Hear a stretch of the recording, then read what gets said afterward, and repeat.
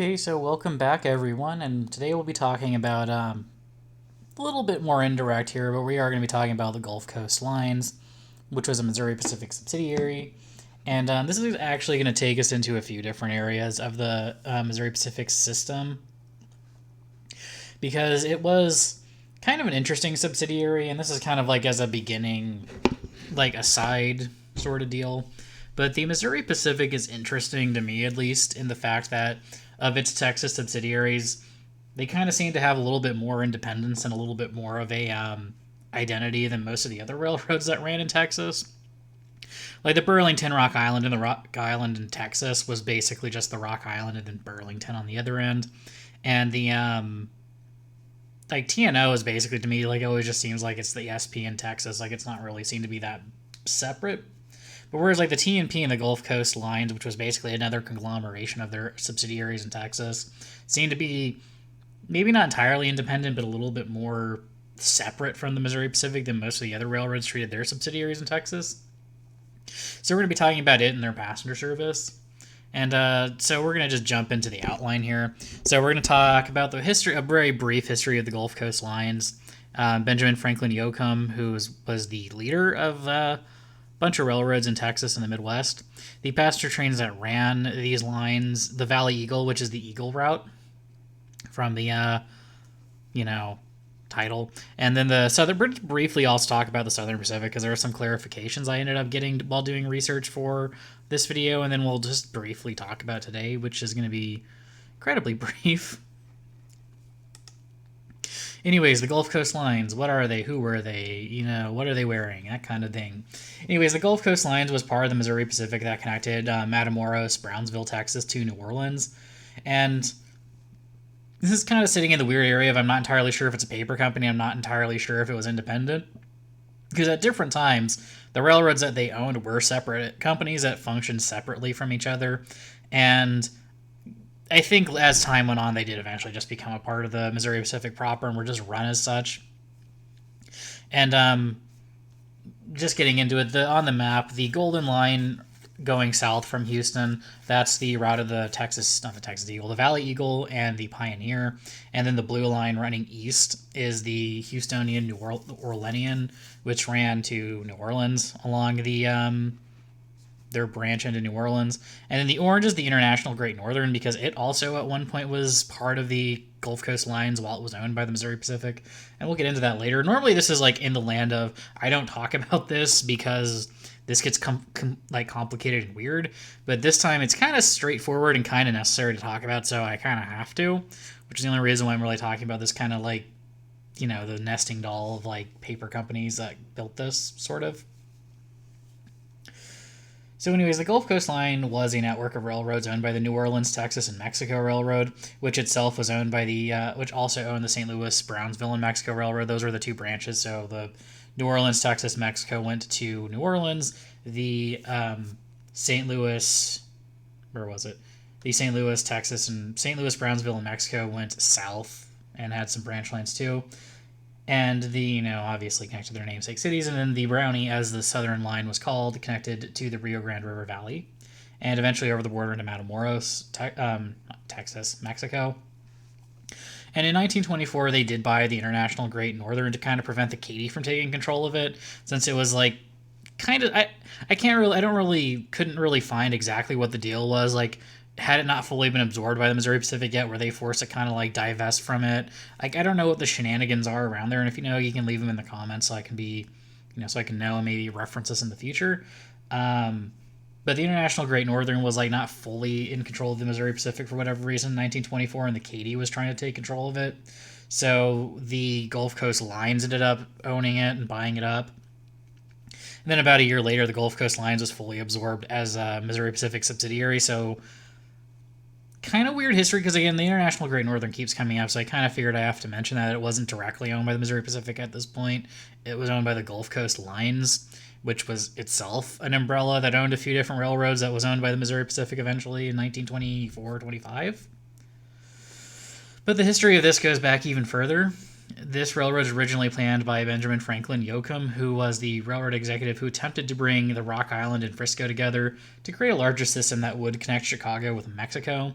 And the predecessors to the Gulf Coast lines would be the final connection between the southern reaches of the Frisco network and Mexico proper. So let's just kind of kick this over to the next page. So a brief interlude about him was that he was a man who spent his entire life working for railroads, or at least the overwhelming majority of his working life was working for railroads. He started as a survey gang for the International Great Northern when it was building towards Palestine, Texas in 1879. And then he was a land speculator after that for Jay Goode in the International Great Northern, and also organized the digging of artesian wells in the Rio Grande Valley, among other things. And he eventually moved on to other railroads. In 1888, he became a general manager at the San Antonio and Aransas Pass Railroad. And in 1893, he was a VP of the Gulf Coast and Santa Fe Railroad. And then eventually moved on to be a general manager at the Frisco in 1896, where he eventually worked his way up to the corporate ladder.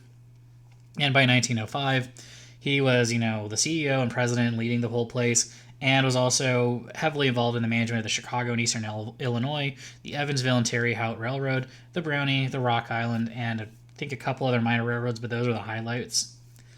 And this would be the greatest extent of his railroad empire, was basically owning the Rock Island, which also, this is at the point where the Rock Island did start connecting with the SP in New Mexico, was around this time period as well. So he was the guy who was doing that. Then there's also another business syndicate that was also involved, and I guess he was just the guy running it or involved in it. I'm not entirely sure, because just typing Reed Syndicate into Google doesn't always get you a lot. But anyways, so this would be the greatest extent of his railroad empire. And in 1913, the Frisco was pushed into bankruptcy due to floods, strikes, and the Mexican Revolution. And this is at the point where this whole railroad empire fell apart and they all started going their separate ways.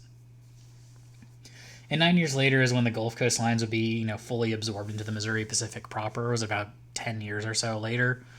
And in a way, he was the James J. Hill of the Southwest. Even if the combined railroads never had the same enduring legacy that Burlington Northern would eventually cement together. And the town from the SP Regional Services video a few weeks back was named after him. And we'll talk about the SP a little bit more towards the end, because that's when they'll be more relevant. So we'll just keep skipping ahead. So the three non-Eagle trains that ran this area that I know of for sure were the Pioneer, the Houstonian, and the Orleanian. And the route to the Rio Grande Valley was the Pioneer, and the trains, other ones ran to New Orleans and Houston, between Houston and New Orleans. Sorry, and I just kind of lost my space in my notes, so hold on while I scroll. So before the Eagles, the train to Brownsville was the Pioneer, which from what I can guess had a daytime and a nighttime train, and there was also an overnight connection between Houston and San Antonio, St. Louis. And then between New Orleans and Houston, the trains that served these cities were, the Houstonian, the Orleanian. And unlike most other railroads of this time, it wasn't just, the Houstonian runs to Houston and the Orleanian runs to New Orleans. They actually were two separate round trips.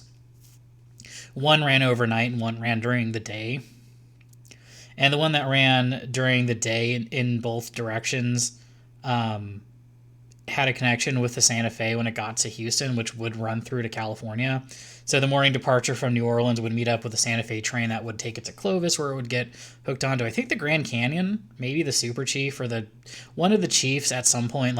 Depends on when in history we're talking here, because I think it could have been the San Francisco Chief, or the Grand Canyon, depending on when in history we're talking about. That kept going through to California. And then the morning departure from Houston would be the reverse connection.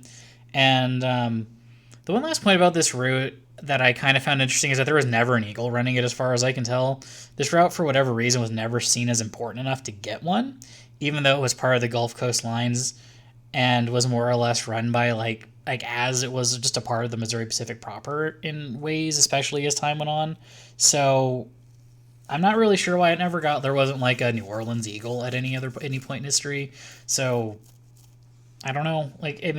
No offense, the Rio Grande River Valley in Brownsville seems less important than Houston and New Orleans, and I don't think the SP ever really ran a streamliner besides the Sunset Limited, which I don't even know what the schedule would have been off the top of my head. So I don't know. I don't know why there wouldn't have been a shorter regional service at some point. So the Eagle that ran this the route to Brownsville, the Valley Eagle, is something that I spent some time digging into and did lose what little information I could find about it and was unable to re-find it. But from what I can tell, it was a daytime-only Eagle. It took 8 hours to make its trip from Houston to Brownsville, and it ran with a 5-car train set made by American Car and Foundry, with coaches and a diner, and I'm assuming at some point it carried head-end cars that picked up mail. And I also, because normally I do talk about the food service on these trains, I also can't find a menu from the Missouri Pacific other than the Texas Eagle, or at least the T&P section of the Texas Eagle. So I'm not really going to talk about the food service on these trains. But given that the other menu is a leg of the Texas Eagle, and this is a secondary to tertiary train, I'm assuming the food on these trains was far more sparse than the Eagle would have been, or at least the Texas Eagle. And this route also, we'll talk about the decline in a minute. Let's just talk about the picture. So this picture is actually kind of interesting because I did dig through a forum and was one of the only sources I could find of information. This is actually scanned from a picture that someone took as a kid who wrote it in 1960. I want to say 61 or 1960. So this was towards the end of its time running as a train. And this is from someone who actually got to write it. And as you can see, there's a big fold mark or whatever in the picture, because this is actually just the full-on scan, just scanned into a computer.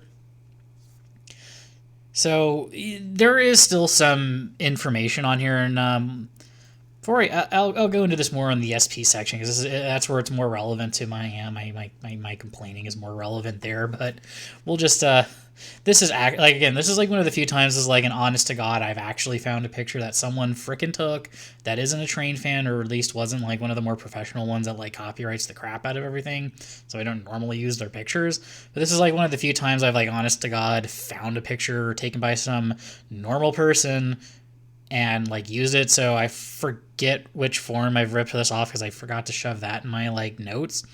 But whoever it is, if you know them, if they're still alive, thank you for keeping pictures and posting them online. So it makes my life so much easier. Anyways, now we're going to talk a bit more about the decline of the Missouri Pacific. And this picture is not of, I don't think it's specifically from any of the routes we're talking about today. So I just know it's a secondary train somewhere in Texas sometime in the 50s. So again, it could be one of the branches of the Texas Eagle or Sunshine Special for all I know. But the route was also, fast decline, especially considering it was kind of the far-flung ends of the route. And the Valley Eagle was launched in 1948 and canceled in 1962. And then after this, the Pioneer did limp on as an unnamed overnight train till 1966. And as far as I can tell, I'm not entirely sure how long the Houstonian and Orleanian lasted. All I can tell for sure is that the overnight one was still on the schedule in 1966 and then gone in 1968, which makes me think that it lost its daytime segment sometime in the 1960s, probably as a casualty of the loss of the mail contracts in 67. So, yeah, again, this is one of those routes that kind of died off pretty quickly. I will say at least it lasted longer than the SP services in the area, and we'll be into that momentarily. And this is just another late era picture of one of the Missouri Pacific trains. I'm guessing it's either the Eagle or the Sunshine Special towards the end of its existence. And I would assume the Sunshine Special, just because it has a whole crapload of head-end cars, and it seems odd that the Eagle would carry those, considering it's the first class train and usually those make less stops. So I'm kind of assuming this is the Sunshine Special. Geez, that's a tongue twister. Towards the end of its existence. And I can't remember when exactly it got canceled, but I know it made it into the 60s. So, and given by the photo quality, I'm guessing this is maybe within a year or two of it being canceled. And at some point, it did split it. It did get downgraded eventually into being just a single coach train, not a single car, but just a coach train from St. Louis to Dallas, and I think maybe with a segment down into Houston. I can't remember off the top of my head, and this is not a video about it. So my brief interlude into the Southern Pacific and kind of some of the research practices that I have to go through on this channel. And this brings me into what I was digging into about the Southern Pacific and its regional services in Texas, other than the Sunbeam, which will have come out after the Sunbeam video did, is that one, the SP kind of these like trains didn't last very long, and I kind of have confirmation of that, but not like direct confirmation. Is it's because of the when I was doing the research, I actually found research of the like someone's like blog post about how the SP built its lines in rather than the Missouri Pacific, and that got confusing. But the one thing it did confirm is that the SP kind of had an on and off relationship with this part of its network and its services like in like south of the Sunset Route in Texas in general. And it's very likely why no one really cares about the passenger trains that ran into South Texas on the SP, because the SP didn't really care about those routes either. And it's one of those things that, like, as a research thing, there are a crapload of gaps in the historical record, at least what I have access to online. So it makes researching some of these videos actually kind of difficult. And not only that, but sometimes you don't get the answers to questions you have in previous videos until you're doing research on a future video and have already made the other one. So, like, at time of, like, making this one, the SP regional video has already been made, it's already been posted, it's already scheduled. I didn't find out about any of this, like the SP's attitude towards that part of Texas, until now when this video is getting made, like almost 2 months later.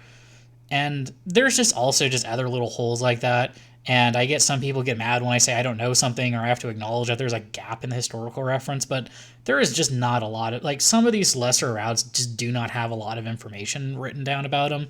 Like, having to like look through a schedule to guess about when a certain train has been canceled because literally streamlined memories and their scanned schedules are like the only source of information that I can find on some of these routes, and just seeing about when they would have been canceled because when they just don't show up on the schedule is sometimes the best I have when researching, or finding a forum post from like 1990 something, or like however long back I have to go. It's just one of those things that, like, some of the research is just a pain to do, and I'm kind of not sorry if you think that me acknowledging that there's gaps is a problem. Just saying, like, there's gonna be gaps, and I'm gonna try to acknowledge them. And if you don't like it, eh. But anyways, this is also another thing we're gonna be talking about. Like, I want to talk about here is the SP trains that existed at like the end of their service. Like, as you can see on this one, which I think is the not the Santa Fe, the San Joaquin Daylight. Like, you can tell these cars are rusted to shit. Like, these are not Bud built cars. Like, Bud built cars don't rust like that. These are probably Pullman or ACF cars that just have like the fluting on the side, which is terrible. It's just a terrible design. I don't think they knew better, but it was just a terrible design because you have like two or three different types of metal all mixing together, and that just makes weird chemical reactions that just corrode things. And these pictures here, as the subtitle says, these are the San Joaquin and Coast Daylights.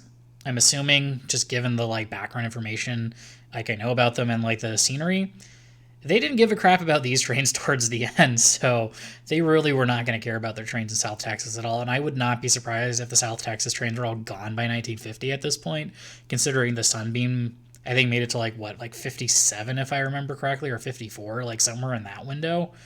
So yeah, this is one of those things where it's like I just have to talk about this because, again, I didn't find out till now when I'm researching this video, because sometimes if you ask Google the wrong questions, it doesn't give you the right answers. And this is one of those times where asking a completely different question about a completely different subject has actually yielded an answer for a past video that's already been made. So yeah, we're talking about the SP in South Texas because it actually came up. Anyways, sorry about my complaining and my bitching. I had to get that out. I've had some pretty bad comments in the few weeks in between making some of these videos, and complaining about like how I've acknowledged by saying I don't know certain things because some things just don't exist in the historical record, that yeah, this is getting kicked out and just put in now. And anyways, thank you for those of you that are here. Sorry about the bitching. And there's a Discord now. I really do need to just put in like an end screen that just like is the same across all future videos. No idea when I'll do that. Probably not until I start making videos in July. But hopefully this covers all of July. And hope you guys do enjoy. And I don't know, we'll save the announcements till later when I actually have a full plan as to what I'm going to announce as we go into the fall. And yeah, other than that, just thank you for being here. And I will see you in the next one.